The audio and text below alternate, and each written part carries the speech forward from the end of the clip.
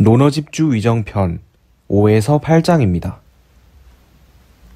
맹의자 문효, 자왈, 무의, 번지어, 자고지왈, 맹손 문효어와 아대왈, 무의, 번지왈, 하위야, 자왈, 생사지이래, 사장지이래, 제지이래. 맹의자가 효를 물었는데 공자께서 말씀하셨다. 어김이 없는 것이다. 번지가 수레를 몰고 있었는데 공자께서 그를 불렀다. 맹손이 나에게 효를 물었는데 내가 대답하길 어김이 없는 것이라고 했다. 번지가 말했다. 무엇을 말씀하신 건가요? 공자께서 말씀하셨다. 살아계시면 그들을 예로 모시며 돌아가시면 그들을 예로 장례 지내며 예로 제사 지내는 것이다. 네, 5장이고요. 맹의자란 인물이 나옵니다. 이 사람은 노나라의 대부였는데요. 공자가 노나라 사람이니까 자기 나라 대부가 공자에게 효라는 것이 무엇입니까? 하고 물어본 거예요. 그러니까 공자가 하는 말이 어기는 것이 없는 것이다. 이 위자는 뭔가 어기다, 거스르다 이런 뜻도 되고 떠나가다 이런 뜻도 되는데요. 무언가로부터 떠나거나 어기는 일이 없는 것이다. 혹은 어기지 않는 것이다. 라고 대답을 했는데 뭐를 어기는 것인지에 대한 목적어가 안 나와 있단 말이죠. 그래서 이 사람이 이해를 했는지 아닌지 모르는데 맹의자가 그냥 어김이 없는 것이다 라는 대답을 듣고 가버렸습니다. 그러고 장면이 전환돼서 번지라고 하는 공자의 제자가 수레를 몹니다. 이건 우리가 어거할 어자라고 그러죠. 뒤에 수레 거자를 붙여서 이렇게 운전하다, 수레를 몰다 라는 뜻이고요.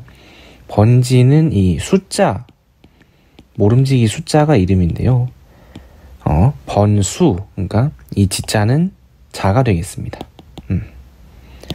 그래서 공자의 제자이자 운전수였던 번지가 수레를 몰고 있었는데 공자가 그에게 알렸다. 다음과 같은 내용을 알렸다. 맹손이 나에게 효를 물었는데 내가 대답하기를 어김이 없는 것이다 라고 했다. 이렇게 대화 내용을 알려준 거예요. 공자가 불러가지고 맹손이 나에게 효를 물었는데 내가 대답하길 어김이 없는 것이라 했다. 그러니까 번지가 하는 말이 하위야. 이건 도치구문인데요. 하가 무엇이라는 대명사이기 때문에 말할 위자 앞으로 목적어인데도 도치가 되었습니다. 선생님께서는 이게 주어가 있겠죠. 선생님께서는 무엇을 말씀하신 것입니까?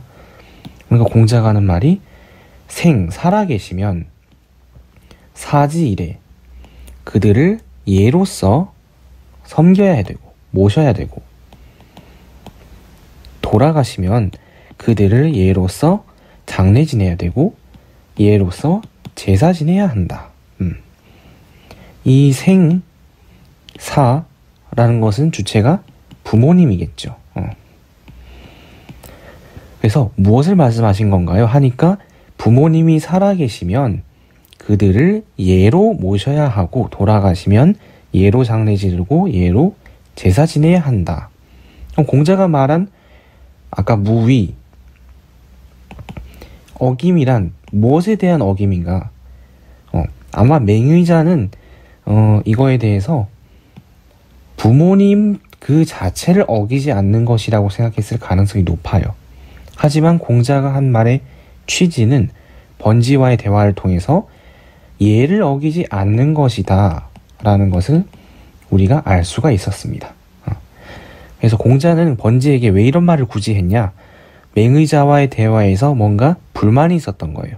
나는 뭔가 좀 더 깊고 심층적인 이야기를 맹의자와 효에 대해서 깊고 심층적인 이야기를 하고 싶었는데 내 말을 제대로 알아들었는지 안 알아들었는지 확신도 없이 그냥 대화가 끝나버렸잖아요. 그래서 운전하면서 돌아가는 와중에 번지에게 이런 말을 한 번 더 했고 그걸 통해서 우린 공자의 원래 뜻을 알 수가 있습니다. 자, 한번 읽어보고 바로 다음 장으로 넘어가겠습니다. 맹의자 문효 자왈 무위 번지어 자고지왈 맹손 문효어아 아대왈 무위 번지왈 하위야 자왈 생사지이래 사장지이래 제지이래. 6장으로 왔고요. 맹무백이라는 사람이 등장합니다. 한번 읽어보죠. 맹무백 문효 자왈 부모 유기질지우. 맹무백이 효를 물었는데 공자께서 말씀하셨다. 부모는 오직 그 병을 근심하신다. 맹무백이라는 사람이 또 등장하는데요. 이 사람은 맹의자의 아들이라고 합니다. 아까 나왔던 맹의자의 아들이에요. 그래서 맹무백이 효를 물었는데 공자가 말을 하였습니다. 이 문장 구조가 조금 특이한데요. 자, 부모가 주어고 기질이 목적어, 우가 서술어입니다. 이게 유, 목적어, 지, 술어 구조가 돼요. 유, 목적어, 지, 술어. 우리가 원래 같으면 술어, 목적어, 여기 술목 구조가 나올 텐데 앞에 유자가 들어가고 가운데 지자가 끼면서 이 순서가 바뀌어버린다는 거죠. 그래서 부모는 그 병을, 그 질환을 걱정하신다. 이렇게 되는데, 자, 그러면 우리가 생각을 해봐야 되는 게, 이 그 기자가, 그의 병이 누구 병이냐 하는 거예요. 이게 부모님 자기들, 그들의 병일 수도 있고, 아니면 자식의 병일 수도 있습니다. 요즘은 보통 자식으로 해석을 하죠. 그래서 부모님은 그 자식이 아플까봐 걱정하신다. 아까 우리가 5장에서 효에 대한 걸, 그러니까 이 맹무백의 아버지였던 맹의자가 효를 물으니까 공자가 뭐라고 말했어요? 예를 어기지 말아라 라고 말했는데 왜 맹무백한테는 갑자기 아플까봐 걱정하신다라는 대답을 했을까요? 공자가 제자들 개개인의 성향에 맞춰서 아주 특수한 대답을 했기 때문입니다. 이것은 효에 대한 보편적인 정의라든가 아주 일반적인 범주에서 적용되는 것이 아니라 아까는 맹의자에게, 지금은 맹무백에게 그 상황에 알맞는 조언을 해주고 있다는 것이죠. 그래서 공자로부터 우리가 지금 배울 만한 점은 교육이란 무엇인가? 바로 같은 질문에 대해서 다른 대답을 할 수 있는 것이 아닌가? 그런 점을 우리가 지금 생각해 볼 만하죠. 아마 맹무백이 좀 병약했던 것 같아요. 많이 아팠나 봐요. 그래서 맹무백 너에게 있어서는 건강을 잘 관리해서 부모님의 마음의 걱정을 덜어드리는 것이 효라고 할 수 있다. 라고 아마 대답을 해준 게 아닌가 싶습니다. 맹무백 문효 자왈 부모 유기질지우. 자, 바로 7장입니다. 자유문효 자왈 금지효자 시위능양 지어견마 계능유양 불경 하이별호. 자유가 효를 물었는데 공자께서 말씀하셨다. 지금의 효라는 것, 이것은 잘 부양하는 것을 말한다. 개와 말에 이르러서도 모두 잘 사육할 수 있으니 공경하지 않으면 무엇으로 구별하겠는가? 자유란 제자가 나옵니다. 공자의 제자인 언이 성씨가 언이고 이름이 언인데 자유는 자가 되겠죠. 자유가 효를 물었는데 공자가 말하였다. 지금의 효자, 이때 효자는 우리가 효자다 불효자다 할 때 그게 아니죠. 그거는 아들 자자를, 자식 자자를 쓰는 효자이고 이 자자는 것. 지금의 효라는 것은 이것은 잘 봉양하는 것을 말하고 있다. 지금의 효란 잘 부양하는 것을 말한다. 지어 견마, 개와 말에 이르러서도 모두 길러줄 수가 있다. 그러니까 공경하지 않으면 무엇으로서 구별하겠는가? 호자가 의문이죠. 그러니까 개나 말도 다 사육할 수가 있는데 부모님한테 음식 드리고 옷 입혀드리고 따뜻하게 해드리고 그게 효가 아니라는 거예요. 이것도 우리가 자유라는 제자의 아주 특수한 어떤 상황을 봐야 되는데 자유는 음식을 가져다 드린다든가 뭐 좋은 옷과 좋은 물건으로 부모님을 봉양하는 것은 잘했던 것 같아요. 하지만 공경이 뭔가 좀 부족했지 않았나 라고 우리가 추측을 해볼 수가 있습니다.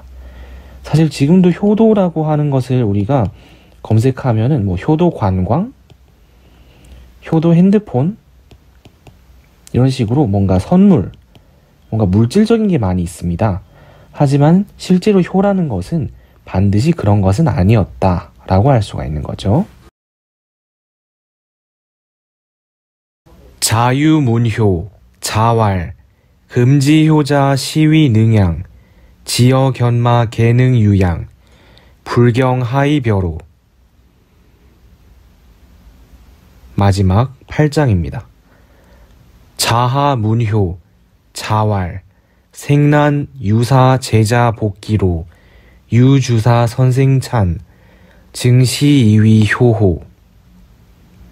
자하가 효를 물었는데 공자께서 말씀하셨다. 안색을 살피기가 어렵다. 일이 있으면 젊은 사람들이 그 수고로운 일에 힘쓰고 술과 밥이 있으면 먼저 태어나신 분께 드시게 하는 것, 일찍이 이것을 효라고 여겼는가? 자하라고 하는 제자가 나옵니다. 자하는 복상이라고 하죠. 이름이 복상이고 자하는 자였습니다.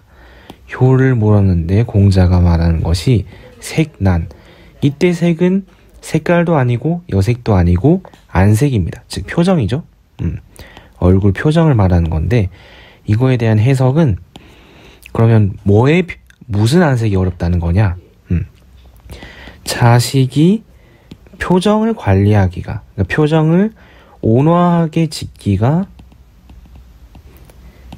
어렵다 라는 설이 하나가 있고, 두 번째가 안색이 어렵다는 게 부모님의 표정을 살피기가 어렵다 라는 해석이 있습니다. 여기서는 두 가지가 다 되긴 하지만은 아무래도 둘 다 뭔가 심리에 관련이 있다 보니까 부모님의 마음을 편안하게 해드리는 것이, 그러니까 부모님의 표정을 살핀다든가 하는 것이 어렵다. 이렇게 보면은 좀 좋겠죠. 자아가 효를 물었는데 공자가 말씀하셨다. 안색을 살피기가 어렵다. 유사, 일이 있으면 제자가, 이때 제자는 스승제자가 아니라 젊은이란 뜻입니다. 젊은 사람들이 그 수고로운 일에 힘쓰고, 이게 우리가 복무하다 할 때 그 복자죠. 유주사, 이거 사라고 읽었는데 밥이란 뜻입니다. 술과 밥이 있으면 선생찬, 이때 선생은 먼저 태어나신 분이니까 부모님을 말하겠죠. 혹은 뭐 형이라든가 나이 많은 분들, 어른들 드시게 하는 것이 일찍이 이것으로서 효라고 여겼는가. 이건 약간 겨우 이걸 효라고 생각했느냐 이런 의도로 하는 말이에요. 일이 있으면 젊은 사람들이 그 수고로운 일에 힘쓰고 술과 밥이 있으면 먼저 태어나신 분께 드시게 하는 것, 겨우 이것을 효라고 여겼는가. 그러니까 결국 이거 일해드리고 또 음식 드리고 먼저 드시게 하고 이런 게 문제가 아니라 표정을 잘 관리하고 부모님의 표정을 잘 살펴서 마음을 편안하게 해드리는 것, 심신봉양하는 것이 바로 복상, 자하, 너에게 있어서 효이다 라고 공자가 말한 거죠. 이번에서는 위정편 5장부터 8장까지 효라는 것을 키워드로 쭉 살펴보았습니다. 마지막으로 8장을 한번 읽고 마치도록 하겠습니다. 자하문효, 자왈, 생난, 유사 제자 복기로, 유주사 선생찬, 증시이위 효호. 네, 수고하셨습니다. 다음에 만나요.